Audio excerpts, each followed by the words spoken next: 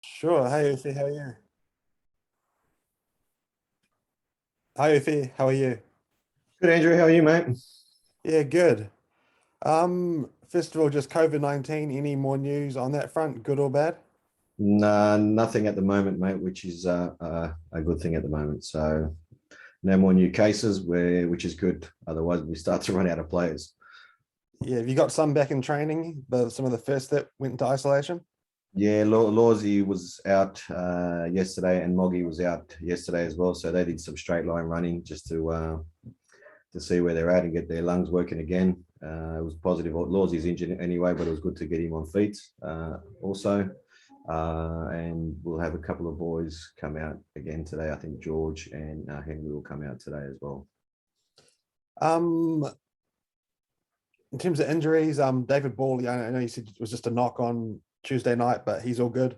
He's all good. He trained yesterday, so he's all good to go. Um, Reno, Joshy, are they potentially in line to be able to start tomorrow? Reno got a bit of a knock in the game when he came on, so his ankle was a little bit swollen. So he'll still be available to be involved. Joshy was good that he got through the minutes that he played without any problems, which is a positive. So we'll make a decision whether we start him or use him off the bench again. Talking to Ollie yesterday, he was talking about, Wednesday morning, a bit of, he said maybe a few harsh truths were spoken. What was the I guess the immediate sort of coming together as a team like after that second heavy loss?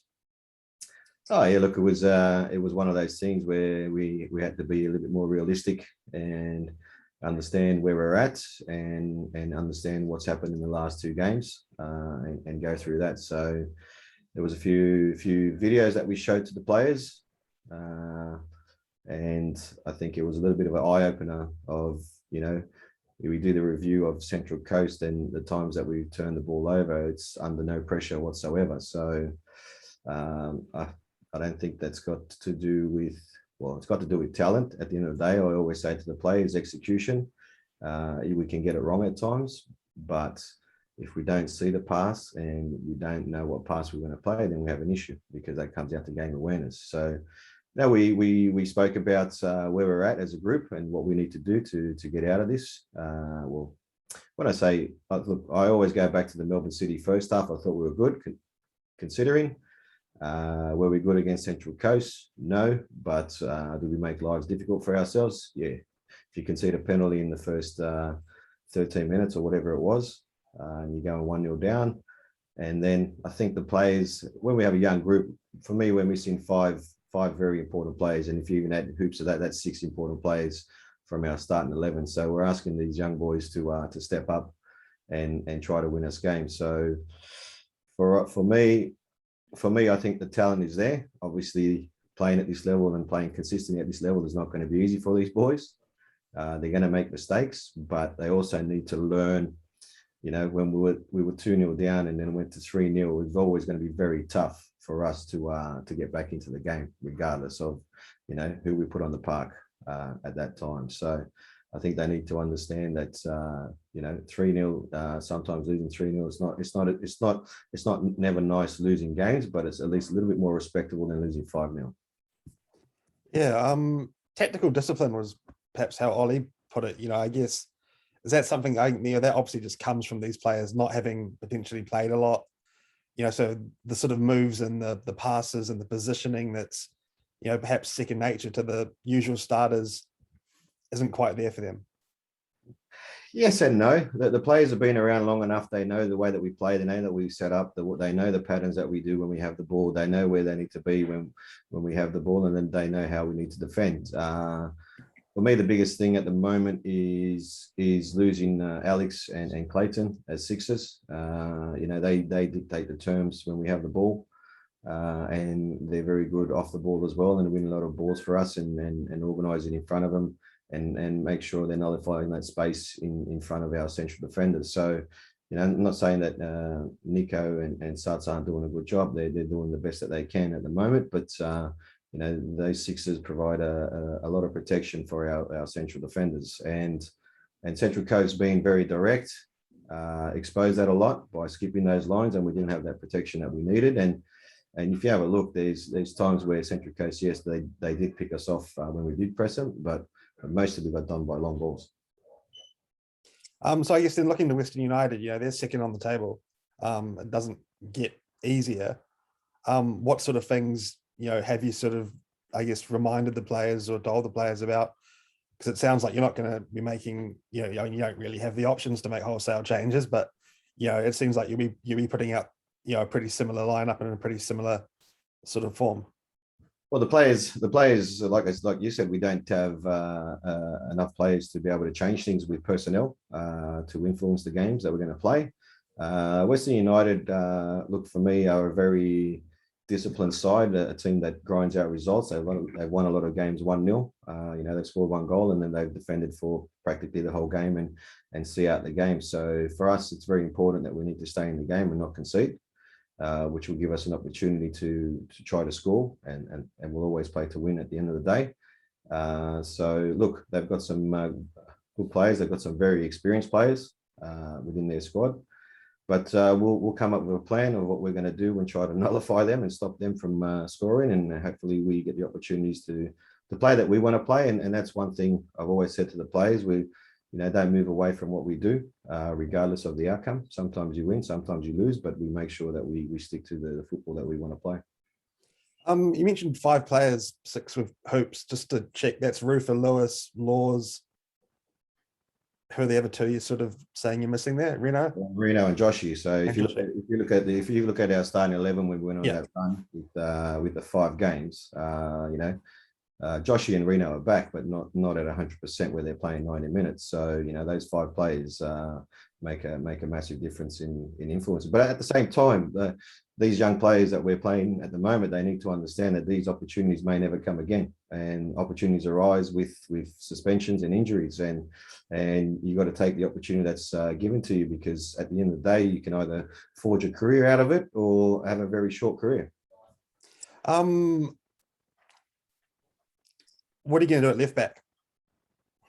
A very good question. Look, we might play Suts there. We might have to push Suts there, which at the end of the day, then we have to make a decision that who's going to play as a 6. So, yeah, look, obviously Louis will be disappointed with the outcome against Central Coast, but look, players make mistakes and they live and they learn, and they need to grow from it. And if we need to play Louis there again, and we need to start to play as a 6, because we still, like I said, we're very light in that position at the moment. We've got Jackson, who's a younger player that hasn't played too much games as well. So, to throw him in the deep end against Western United again, I think it's not fair to him. So look, those decisions going to have to be made obviously today, because we travel today and play tomorrow. So we'll make a decision. Look, at the moment, I believe it's going to be Suts playing in that role, and then we'll have to work out who we're going to play as a 6. Who else could play as a 6? Like, is it Gael pretty much? Most likely. Gael's played there previously as a 6. So yeah, but it's another role that we have to adapt again. It's not a like for like change at the end of the day, but we'll have to make do with the players that we have. Yeah, I just got 3 more if that's cool. One sort of on behalf of your fans, the hot topic among fans is injury replacements. Obviously, with Alex being on for the season and Clayton out 6 weeks. I know you've talked about it before, but can you just explain, what sort of considerations there have been in, maybe going and trying to find someone with a bit more experience, especially in that 6 role, as you've talked about? And I guess obviously, it's obviously difficult to bring someone in at this sort of stage, but, just some sort of explanation of how things have been fought through in that regard. Yeah, look, when Alex got injured, obviously it was an ACL, so it was a long-term injury. So the thought process was, obviously we started to think about who we could bring in, and if we could bring in anybody. Generally, we had to find a player that obviously wasn't contracted before that window, so an out-of-contract player. So generally, those players are either training somewhere or not even when they're not really playing. So we thought we could get through at least with Nico and Clayton, and possibly even Lawsy doing that role. And then obviously Lawsy going down against Newcastle wasn't expected. And then obviously Clayton getting injured against Perth wasn't expected. So it really hit us hard in that position, well, in that role of those players. So we still had enough. I believe we had enough depth within the squad to fill that void of Alex being injured. But now it's come to a point, obviously, where we're struggling with the Sixers in the sense where we're makeshifting, we're putting players in areas possibly that they're not accustomed to, because like Sats previously played in the role as a 10 and he's played as a 6, but we've conditioned him to be a left fullback. So, like I said, we're asking him to play in a position that he hasn't played for a long time. So, look, at the end of the day, we're in a situation where we're relying on the academy players to come up and step up. And as much as you know, I'm a winner and I hate losing, especially the way that we've lost the last 2 games. But look, like I said, the opportunities arise for these young boys, and we heavily rely on our academy this season to get through and the best we can. And it's an opportunity for these players to step up. Yeah, I guess the amateur players out of New Zealand or Victoria or New South Wales Premier Leagues, you can't sign them because they've already signed with NPL clubs because the NPL season's already started. Even amateur ones? Yeah, even amateur ones. Right. Because we still have to do an ITC, Andrew, to bring them from Australia to New Zealand. Right. So we can't. If there's if it's a Kiwi from back home, it's a different story. But an Australian player, we have to do an ITC. No, cool.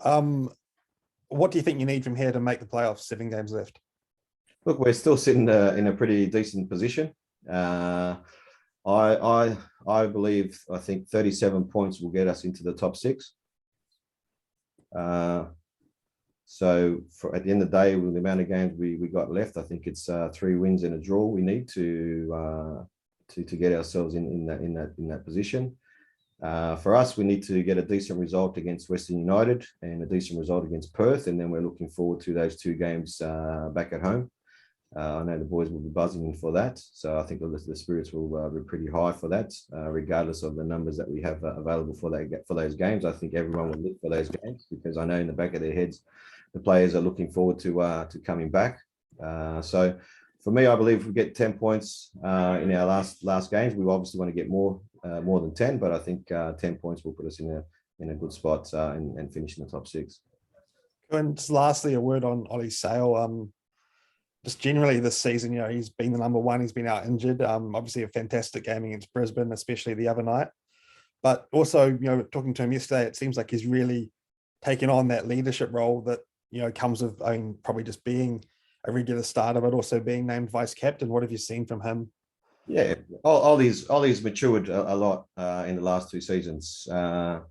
He was unfortunately stuck behind a lot of goalkeepers previously, but now he took his opportunity last year when he came in, and I think he's done a fantastic job. And he's realised that he's one of the senior players within the group, and he's realised, I think, with the role that he plays, it's a very unique role being a goalkeeper. It's not like the players on the field, and I think he's become a great leader as well. And I think he pushes himself and he has expectation in himself to perform. And I think that's what he's trying to push on to the players around him as well. So look, to be honest, if maybe even the last game against Central Coast probably could have been 7 or 8 if Ollie wasn't there. And for us, he's been, I think he's been very immense this season. So hopefully he continues to grow. I sort of think back to maybe the end of that first COVID season, when he came back from suspension, but, you still kept Zach on the bench ahead of him, to sort of see him, then, even just 6 games later into that next season, but then go on and be a starter and potentially the best keeper in the league, depending on what Mark Berrigetti thinks. It's been quite a big step up from him. I think Ollie is the best goalkeeper in the competition currently. And Andrew, sometimes I need to be the bad guy, so players realise that these opportunities don't come very often. So, the first season where I had Zach on the bench, there was obviously reasons behind it for players to understand, and then they need to realise that they need to meet a certain expectation of mine and also the group and the team itself.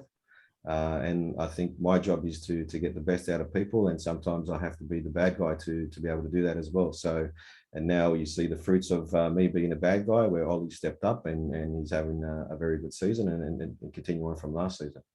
Oh, cool. Thank you very much for your time this morning. No worries. Thanks for coming, mate. Safe travels down to Ballarat. Cheers. Thanks. Have a good one.